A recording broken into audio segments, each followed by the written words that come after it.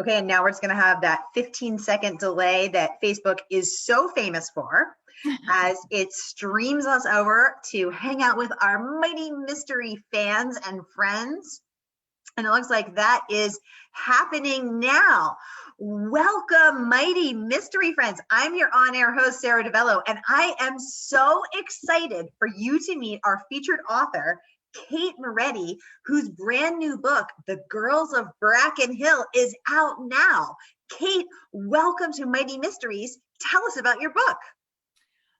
Thank you so much for having me, Sarah. I am a huge fan of the Mighty Blaze and Mighty Mysteries, so I'm super honored to be on today. It's going to be so much fun.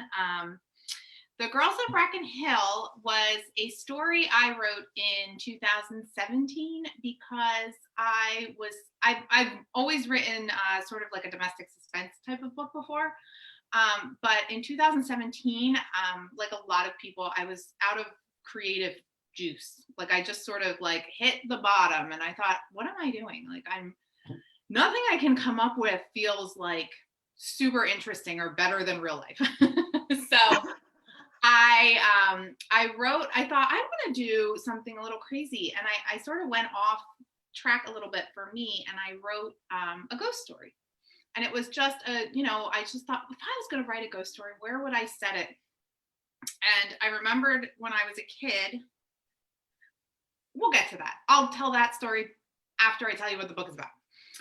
The book is about a woman who gets a call in the middle of the night that her aunt has been in a tragic car accident, and she has to go back to this home, this house, this mansion. It actually looks quite a bit like a castle. That she used to spend her summers at when she was a teenager. And she had one very last tragic summer where her sister went missing and was never found. And they never found out what happened to her. She just had to pick up and move on with her life. So the story opens 20 years after this happened, about 20 years, I think it's like 18. And she has to go back to this castle and sort of reconcile with all of these old ghosts. And some of them are actually ghosts. Woo! Ooh, I have the chills. So knowing that I was going to interview you today, and I was going to host you today, I posted about it in all of the mystery and thriller groups that I am a member of, and also on Twitter. And then I thought, let's do a little poll and see who here believes in ghosts. So I did a heck yes, I believe, or a no way they don't. And if anyone's on Twitter, you can go participate. But overwhelmingly, the answers so far have been yes, they believe. And then I said, if you believe in ghosts and have had an experience, please share it below. And the stories that have come pouring forth are chilling. I mean, they are crazy. So first of all, I just want to welcome everybody on Facebook. Welcome, Bruce. Welcome back, Gail. Gail says, Tuesday with Mighty Mysteries continues. Gail, you know it does. And thanks for staying with us. You're awesome. Top community member there. Joanne, hi, everybody. Welcome. Dottie, welcome. A ghost story, Margaret says, yes. So first of all, let's just get a sense of people here. Tell us yes or no, do you believe in ghosts in the comments? And then we're going to get into this as Kate tells us about her terrifying ghost story. And I've been peeking ahead because I'm so scared. I personally am scared of ghosts, but people on Twitter are sharing that they have seen them. A woman shared that she was staying at a Days Inn in Williamsburg, Colonial Williamsburg, Virginia, and every single night for 3 nights, a ghost came into the room. He actually physically shoved her husband, and then he flew out the window. The husband fell on the floor. The husband also saw him, so 2 people seeing him at once. I mean, this is really crazy. So Kate was just sharing, you live in a historic home. How old is your home, and have you seen a ghost? Well, okay, so the house is, I love my house. It was built, we think, around 1870. We don't have an actual date for the build of the house because in the 1800s, they usually documented the barn and not always the house. So we know the barn was built in 1850. So usually the house followed, 10, 20 years later. They used to rent out a lot of farmland and didn't actually live. Anyway, I didn't need to go into all that. But so we think the house was like 1870. So But the really not interesting part is I guess I should make it up at this point, but I haven't seen anything, and I'm really mad about it. So I keep, like I was just saying earlier, like every night when I go to lock up the house, it's like the end of the night and you're lock it up and make sure the windows are shut and everything. And I can look out the door and I can see my big old barn. And every night I just sit there and stare, and there's these huge windows in the front. And I just think from at the very top, one day I'm going to see a white face. I think it's going to be a lady. Hasn't happened. I've been living here for 10 years. I just want my ghost.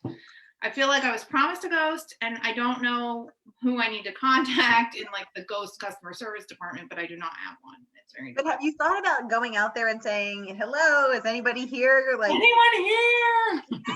Make yourself known, make yourself shown. Have you thought about inviting them?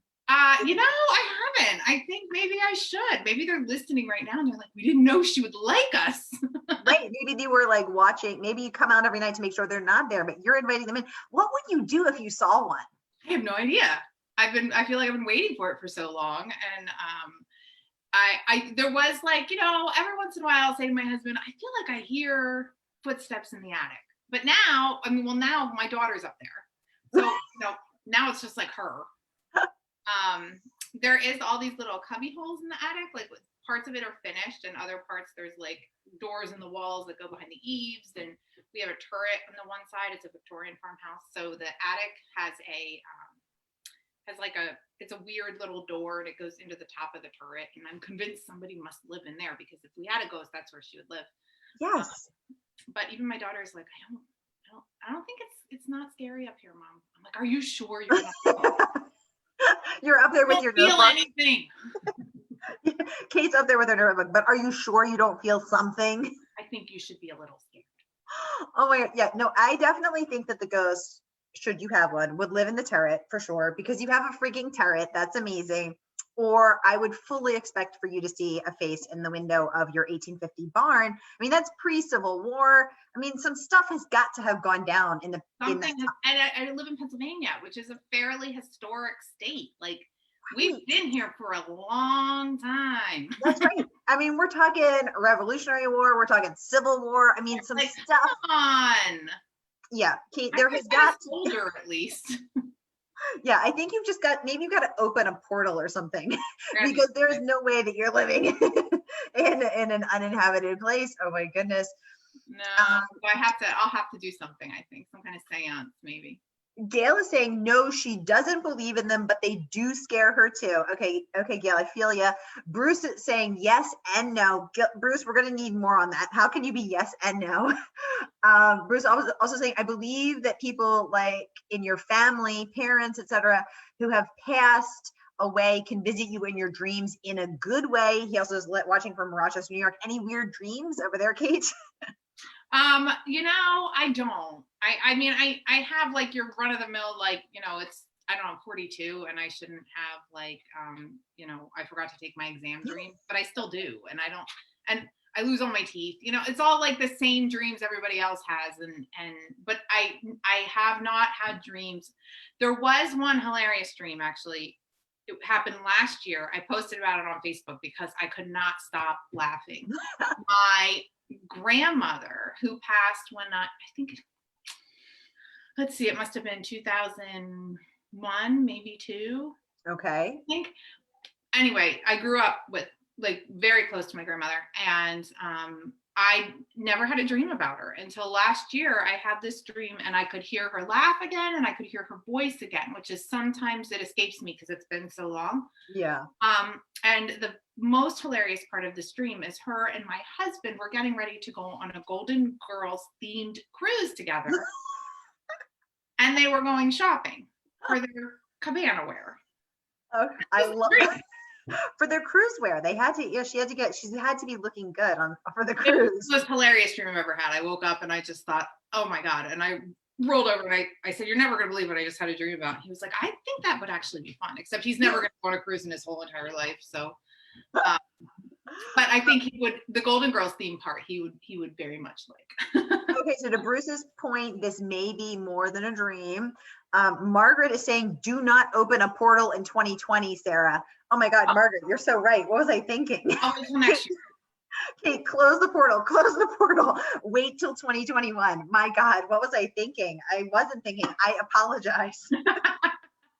Don't open a portal. No, 2021 is not the year.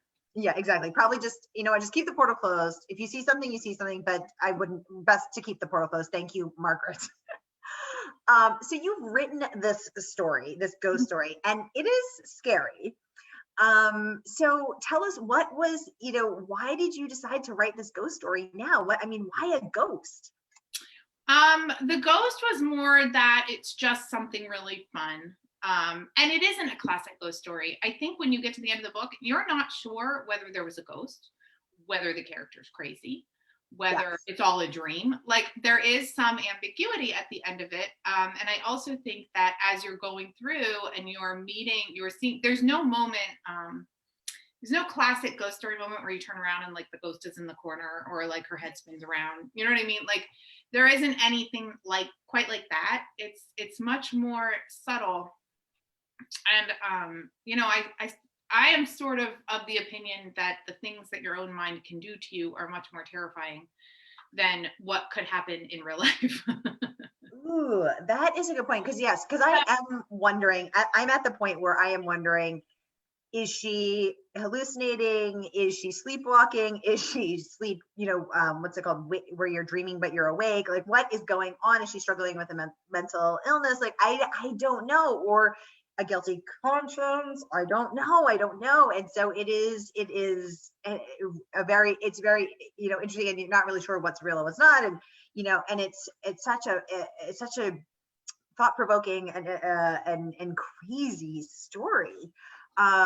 So yeah, so I was definitely more interested in the fallibility of memory than I was an actual ghost. And I really like playing with I wanted when I was writing the whole book, it was really fun to try to keep this sort of dreamlike atmosphere going, even when she's awake.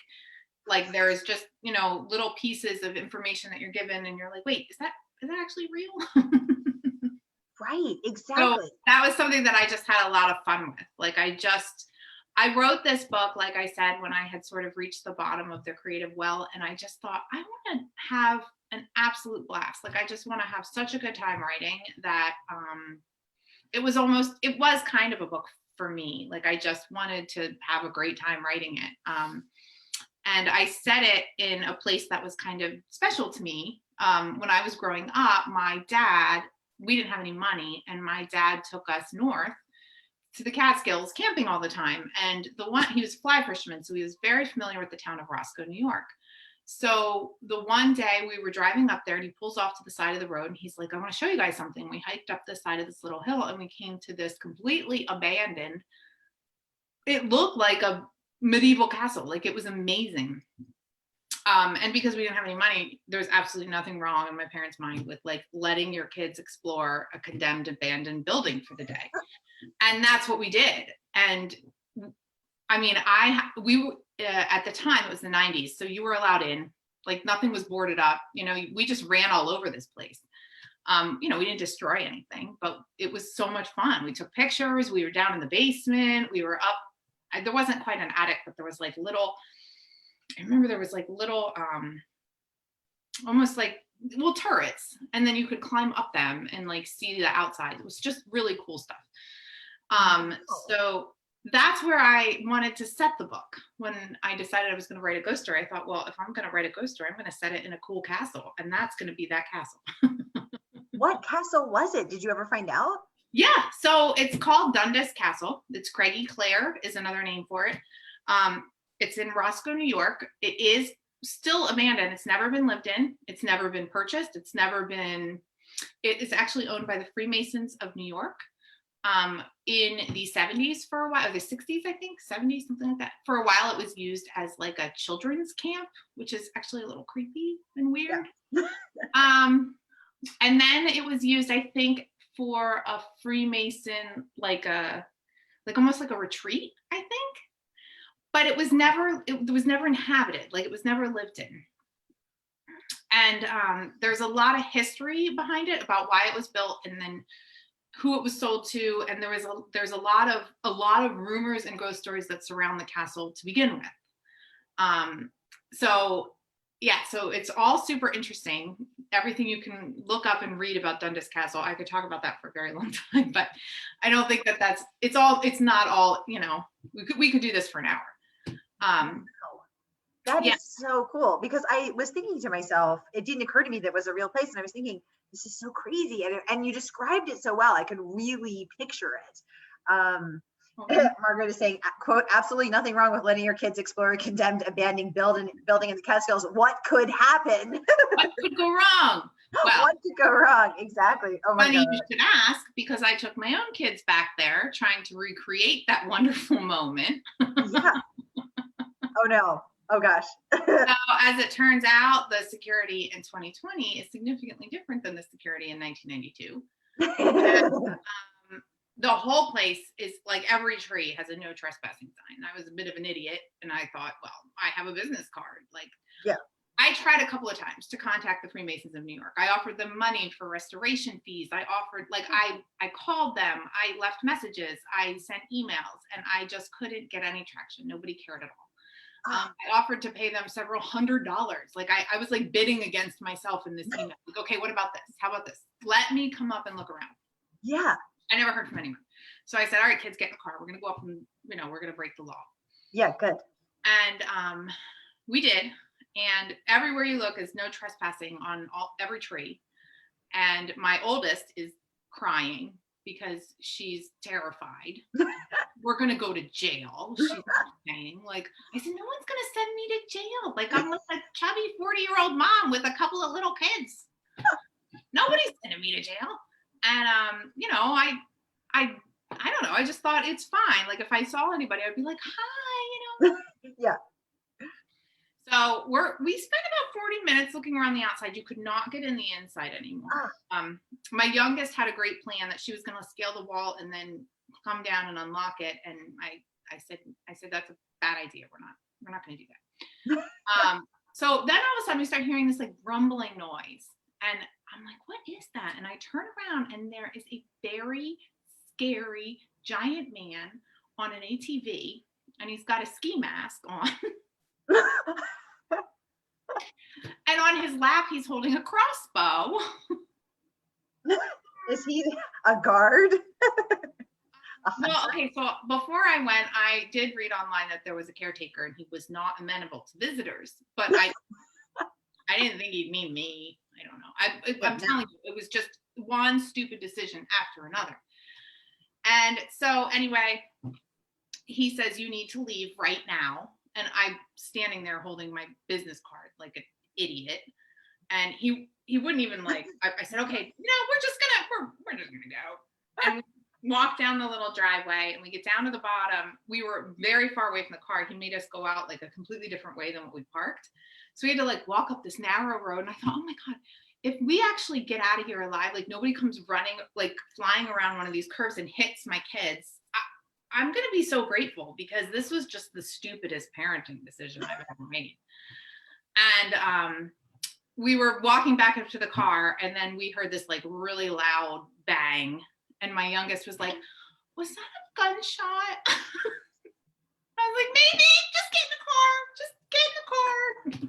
Oh my God, Kate, that is a crazy story. Oh my God, that is a crazy story. But you know what? I admire your chutzpah, and I like that being a mom has not, dulled your sense of adventure. You're still doing it, and I give you props for that, because I think that's really fun. Well, I mean, it's a little bit fun, a little bit stupid. Like, it was, I just really thought it isn't as much adventure as it is just naivete. Like, I'm just convinced that I could still do the things I did as a kid. Yeah. If I can just force my kids into this life, that it's okay, that we can still do this stuff, that free range parenting is fine. And you can take off on your bike, and you don't have to come home for 11 hours and then, I don't know. You're not going to be a helicopter mom. You're going to foster a sense of adventure. Yeah. That's what we'll say that. I love it. Bruce is saying, I really enjoy A Mighty Blaze. So many wonderful authors I was introduced to this year. I lost my dad in July, and A Mighty Blaze keeps me company. Oh, Bruce, I'm so sorry. I'm so sorry for your loss, and I'm so glad that A Mighty Blaze is a comfort for you. Thank you for keeping us company today. We appreciate you. He says, I will be reading Kate's book. Yay! Thank you very much. Yay! It is a chiller. So you buckle up, Bruce. This is gonna. You're in for a mighty wild ride here. He says he's currently reading White Ivy by Susan Yang. Awesome. Oh, I've heard really great things about that book. I haven't heard of that book, so thank you for the recommendation. That sounds awesome. Kate, how long did it take you to write this book? So, you started in 2017. Yeah, I'm trying to remember exactly when I started. I think I usually write the first draft in like 4 to 5 months, and then after that, it's about a year of revision. Some of them I do myself, some of them are with an editor. And then obviously it goes through copy editing and proofreading and all of those steps in between. So when all is said and done, it's always about 2 years, and I can't seem to shrink that timeline.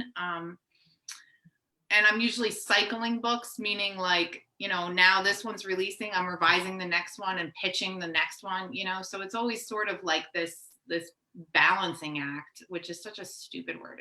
That's not what it is. All it is like shifting your focus. Like right now I'm promoting this one and finishing this one. And so, but all of my books from start to finish still are sort of on this 2-year cycle. I know people can do it faster than that, and I don't know how. I don't know how either. I mean, I'm 6 years into writing book 2 and I'm still not done. So that is not something I know. Like I'm in the slow and steady lane. I'm in the tortoise lane. Yeah. And I feel like it's okay. Like I feel like that's fine over there. Yeah, exactly. I'll just be moseying along, meandering at my turtle pace. Right.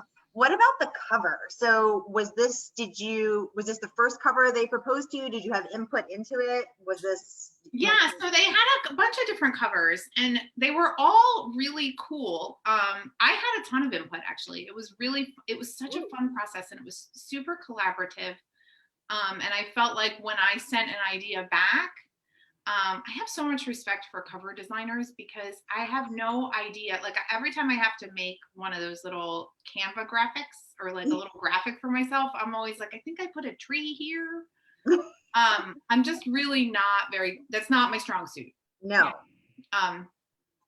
So every time I would like send back what I thought, it was always really lame. It was always, like, I think that looks good, but it's like not square enough. And they would say, well, I mean, it's a rectangle. It's on a book cover. Oh, well, I don't know how to explain what I mean, so I'm not a very good communicator. And I felt like whenever I sent an idea back, they would come back with the perfect thing, exactly what I wanted.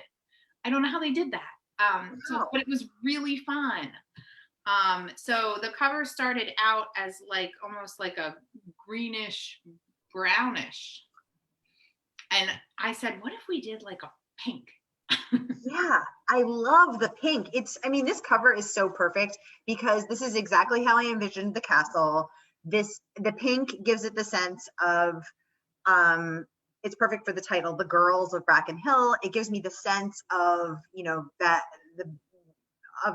feminine energy, but it's menacing. I mean, it's not a warm little campfire place. I feel a little sense of, yeah, anxiety. I think they did such a home run out of the park.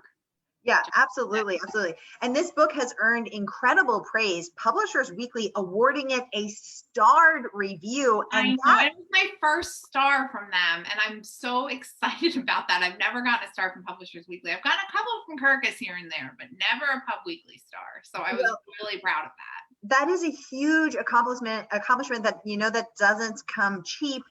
Publishers Weekly raving, this is a riveting thriller. Fans of Gothic mysteries with a touch of the supernatural will be richly rewarded. Wow, incredible praise. Kirkus, who I think the New York Times called reliably cantankerous, raves that 17 years after her sister vanished from the family estate in the Catskills, Hannah Malone is pulled back to the place by another calamity and finds herself buried neck deep in crimes present and past.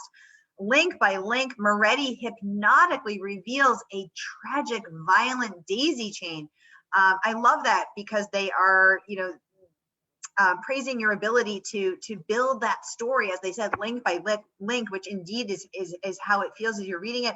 Pop Sugar said, full of gothic moodiness and dark family secrets, The Girls of Brackenhill is a thoroughly chilling story of one woman's haunted past. Absolutely amazing. The Nerd Daily calls it gripping. Mystery and Suspense Magazine says that when seeking a story with strong plot lines, stellar characters, and twists at every turn, look no further than the work of Kate Moretti. She uses these and other ingredients to keep the reader on the edge of their seat. In her latest thriller, Girls of Brackenhill, where a woman is forced to return to her past in order to put her present in order.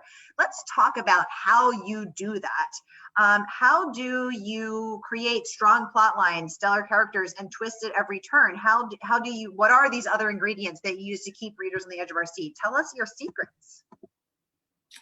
Okay. Well, I have no idea how other people answer this particular question, and I really don't.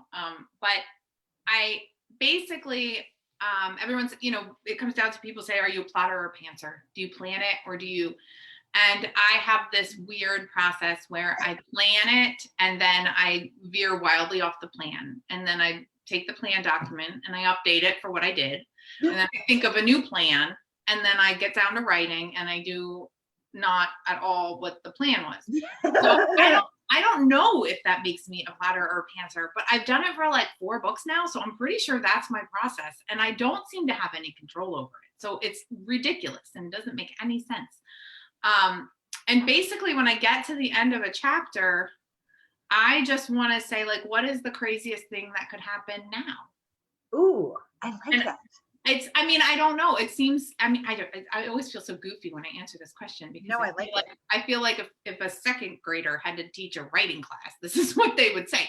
And what happened next? And that's kind of what I do. I just get to the end of a chapter and I think, okay, well, if this is here and this is here, and I usually have some idea of beats. Like I have a couple of things that I know I want to happen that I'm working towards. It's the in between that I do this thing where I write the plan and then I veer and then I write the plan and then I veer. And that's where I get to, okay, well, if I eventually have to get from A to B, what can I do in the middle to make it really interesting? And a lot of times I end up at the end of the book with about 3 or 4 subplots that make no sense. And I have to go back and pull all them out and or resolve them somehow. A lot of times it's just easier to yank them out. So a lot of times I do get to the end of the book. I always think of it as like you're knitting an Afghan, and when you get to the end, you have strings everywhere. You have to either go back and weave them back in, or cut them, pull them out. Right, exactly. And what do you mean by beats? So I think it goes back to, oh gosh, I guess it's the Save the Cat. I've been doing it for so long that is that Blake? I'll have to look up his name and get back to you. But he wrote the book Save the Cat, and it's actually a screenwriter's book, but they talk about the story beats, and he's not the only one to use that. I use a lot of techniques for screenwriting in my novel writing, just because that's the kind of novel writing that sort of appeals to me. I like the cinematic, I don't know, where you're so wrapped up in a story, like you can see it happening in front of you. And the plot moves so quickly that it is almost like a movie or a TV show or something like that. So there's a lot about screenwriting that appeals to me. And then there's also a lot about, novel writing, because I tend to get a little heavy-handed with the description and the floweriness. And then the editor comes in and is like, okay, you need to take out about 20 of these descriptions, because I wouldn't know anything about that. I cannot relate at all. Oh, is that I definitely need, I feel like I'm in vaudeville and they have the hook. They're like, get the hook. Oh my gosh. Heather Webb. Oh, hey, Heather Webb. Heather Webb is saying, hi, Katie. So let's see. I met Heather at Muse in the Marketplace 4 years ago or 5 years ago. I can't remember. Anyway, hi, Heather. So we have a friend in common. She's my I've done a retreat with her. I've actually done a couple of a lot of things with her. Heather is like a buddy of mine, and we did do this. We just did this. Trying to think how long ago. Well, maybe September, I think. We went up to Highlights Foundation in Pennsylvania, and it is a wonderful writers retreat where you get the most fantastic food made for you 3 meals a day, and you just sit in your little cabin and write, and it's amazing. Oh my God, that sounds amazing. I've never heard of it. That sounds fantastic. Yeah, and we sat around at night with a glass of wine and chit-chatted a little bit, and then we went back to our rooms, and I usually passed out by 9. I love it. I love it. Anissa, welcome, giving us tons of purple hearts. Thank you for the hearts. Okay, we have a couple more questions. Bruce, I'm going to get to you next. We see that you are a member of the Tall Poppy Raiders. Can you tell us more about that? Yes, tell us more about that, Kate. Okay, so the Tall Poppies was founded, I think 2012 or 13. I joined it, I think, in 2013. We wanted a place to come together where women writers could support each other. It started as just a collective on Facebook where we would talk a little bit about publishing and trials and tribulations, and then we would shout about each other's books and stuff like that. And then we have slowly gotten into like all kinds of really cool stuff. Some of it is for book promotion, some of it is to uplift other women writers. We have tons of guests on our Facebook user group Bloom that has over 10,000 members, or I think just about 10,000 members now. So we bring in guests in there, and we do tons of giveaways, and we always are trying to do things to lift up women writers. We also have a philanthropy angle where we donate a certain percentage, and the percentage varies quite a bit. We don't actually take in any money. We're not technically a nonprofit, but nobody's getting rich off of this. We'll say that. But anything that we sell, we partner with like candle companies, or we have some merchandise, and we also opened a bookstore that you can purchase online, and it's run more like a indie bookstore. And all of the proceeds from all of these different ventures go to Room to Read, which is an organization that promotes girls' literacy. So it's an organization I'm really proud to be part of. I feel like we're always trying to do something new, something different. The pandemic has been a bit of a challenge to get authors out there. I think the pandemic was, sort of what prompted you guys, the Mighty Blaze, right? Yes. And we thought that was amazing. I know that there was a little bit of a partnership between Tall Poppies and the Mighty Blaze. I think we did a little bit of cross promotion. We loved you guys. And I just think it was just something we all need. You always need a place to kind of land, and as long as you need a place kind of to have a home crew, a group of women that are smart and hardworking and savvy. It's really just an amazing organization, I think. Oh, that's so wonderful to hear. That's awesome.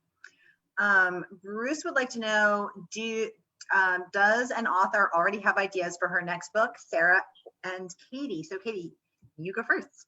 Well, I'm in revisions for my next book. So the deadline for the revision is November 19th, and I can't extend that again. I don't need to, Tiffany, if you're watching this. I've never gotten so many deadline extensions in my life. It's just embarrassing at this point. Well, it's a pandemic. I mean, let's give ourselves some pandemic. My kids are homeschooling. I'm taking them to castles. I have things to do. Listen, there's a guy in a ski mask and a crossbow. And a crossbow! 48 hours. So I am in the developmental revisions for this book. So it's in the second round. So, it's really at the point where we're really starting to pull it apart and put it back together. And I love this process. And I happen to work with a brilliant editor, Tiffany Yates Martin. So I feel like she and I can she says, what about this? And I said, oh, that's great. Now what about this? And we have these like amazing phone calls. And it's just really, it's like I always I think of the Hollywood, the writer's room. Yeah. of like sitcoms. And it's just so much fun to have somebody that is in my writer's room. So I have that going. I also have, I think that my editor is a little bit interested in seeing a pitch for the next couple. Yay. And I'm not there yet. And do you and Tiffany ever have disagreements where she's like, what about this? And you're like, no. Oh, yeah.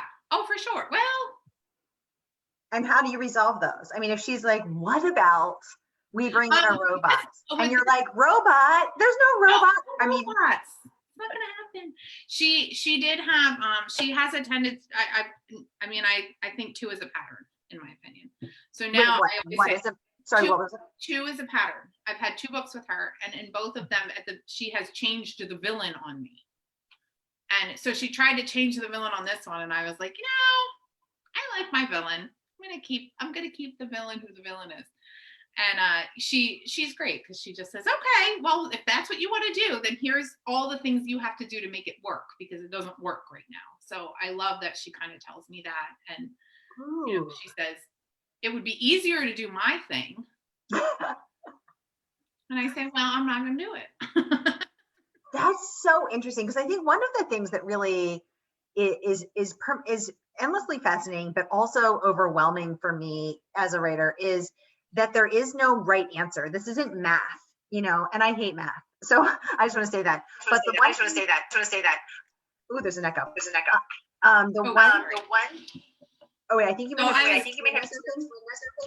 I don't know. I don't have anything. All I did was move my computer because the light has changed in here. It's getting really dark. So I was going to try to very, very sneakily reach over. Whoa. Voila. It was really bright when we started the interview. Like, it gets so dark so fast now. This is why I hate daylight savings time. Is there an echo still? No. The echo, we're going to call that a ghost. The ghost came, the ghost went. Now you've had your ghost experience, Kate. Yeah.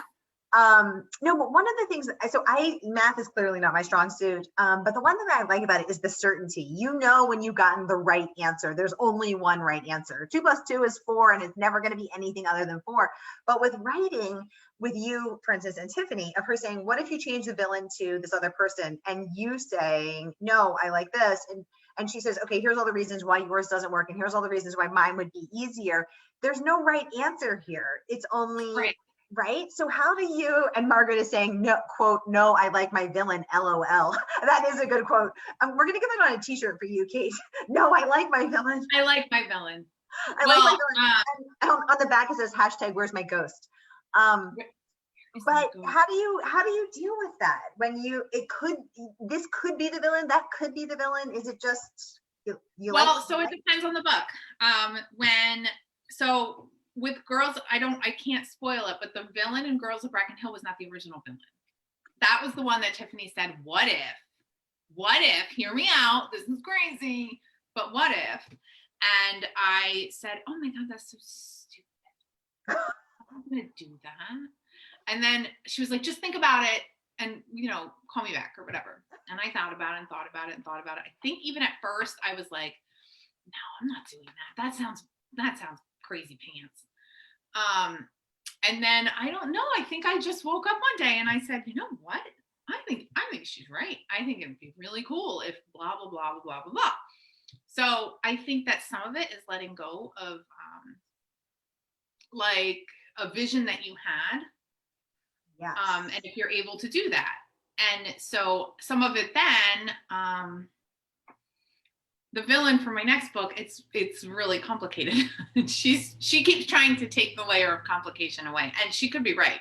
I mean, once it publishes, maybe everybody will be mad at me and be like, this is a stupid idea. What are you doing?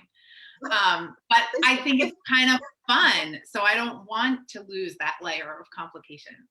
And so she's fine with it, but she said, well, you're going to have to work kind of hard to make this work. Like right now, it kind of doesn't. So that's what I'm working on right now, is I'm trying to find all the pieces that make my complication believable. Ooh, that make my complication believable. I absolutely love that. Margaret's saying, girl, don't do it. No, I am going to do it. I did it. Margaret's on fire today. We're all loopy. Check and check. Oh my gosh. And this is for ghosts, LOL. Oh my gosh, we're all having so much fun with this conversation. And this is saying a Mighty Blaze and Friends and fiction are two of the best things to come out of COVID. Oh, thank you so much, Anissa. That's amazing. Oh, that is definitely true. I agree with that. Oh, yay. Well, I think we have time for one more question. What do you want people to walk away from this book having felt or having experienced? Let me think. Can I have 2 seconds to think about it? Yes, you can. And while you think about it, I'll entertain the audience with a brief musical interlude. I think, honestly, I loved the idea of playing with the sister relationship. I have a sister, and our relationship is so drastically different than the one I wrote about. I didn't even I wasn't processing, anything related to my own sister in this book at all. And so, but writing is such a weird therapy, I think, that you process your relationship with other people regardless of the relationship you're writing. So you could be writing about, something that bothers you about a relationship with your best friend, and you're writing about a mother-daughter relationship. You know what I mean? I feel like these tethers that you have are more emotional and not necessarily rooted to the type of person or the type of relationship you have with somebody. So for me, it was super fun to explore this sister relationship completely outside the bounds of my own experience. That was just a lot of fun for me. The other thing that I thought that I feel like if people are reading, just the idea of memory. I feel like a lot of the memories you have as an early teenager or, an older child, they feel so nebulous. You have a memory and you think, oh, well, we did that once at Graham's house. And, my mom was saying, no, we were at, your aunt's house. And it's just so weird that in my mind, something can be planted so firmly in one setting, but maybe what I'm talking about actually happened, but it didn't happen where I thought it happened, or it didn't happen when I thought it happened. I would say, oh, it was the summer. And my mom would say, but there was snow on the ground. And I don't know which one of us is right, but we both have these very firmly planted memories. I tend to think she's right, because if I was only 12, what do I know? So that to me was always really fun and interesting, especially because as I was growing up, I would say, oh, well, I would always talk to my parents and say, well, this or this or this happened. And they would say, that never happened. I didn't make it up. Yeah. So where do these memories come from if I invented them all? Yeah. And I feel like other people have had this same experience where you're talking to your parents and you're saying, well, this whole thing was really traumatic. And, your mom's like, that never happened. Right. And I think that memory is such an interesting concept, because I feel like it probably didn't happen the way you remember it. And it probably did happen not the way your mom remembers it, and so that to me is something that I think about all the time. I'm always very fascinated with what our minds do to process events and relationships and trauma, and the way our minds manipulate information. That is very, very fascinating to me. It is fascinating. And you'll see that a lot with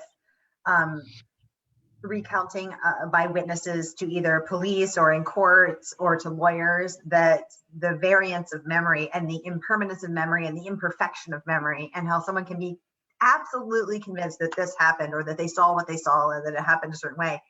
And then it can be, and someone else will remember it totally differently. And then if there's camera footage, it may be an entire third different way. It is fascinating and also humbling, because it's not, it can be so wrong. It's fascinating, a fascinating topic. Yes. So, I think if readers are going to walk away still thinking about my book, that's amazing. And if they, question the fallibility of their own memories, or, that's pretty, that I think is something to ponder. I think that everybody should sort of think about that kind of thing. And, especially now in an age where we're sort of expected to parse through what we see on the media and figure out what's real and what's not real. I use that sort of thinking a lot. It's like this non-linear thinking, where I can say, well, did that really happen the way this person said it happened? I don't know. Maybe I can see it happening a different way, like that kind of thing. So to me, that's always really interesting. Yeah, exactly. And especially when so much misinformation is being shared from people in very high political offices. It's crazy. Laura Rossi is saying, great interview. Thank you so much, Laura. You're awesome. Bruce saying he loves tuning in here, and also to Friends in Fiction, and our co-founder Caroline Levitt is just wonderful. Yes, she is. She's the best heart ever. Caroline's such an incredible human being. And Margaret saying they came from ghosts, Kate. Well, what a perfect note to end on. This has been, Gail says, thank you so much. Gail, thank you for joining us. This has been such a fun and wide-ranging conversation, from ghosts to abandoned castles to your 1850 barn, 1870 house, to the variants of memory, to sister relationship. Oh my goodness, this has been juicy. Thank you so much for coming on A Mighty Blaze. Thank you for sharing the Girls of Brackenhill with us, available today through our partnership with bookshop.org, which supports independent bookstores which need our support right now, because heartbreakingly 1 per week has gone out of business since the pandemic ended.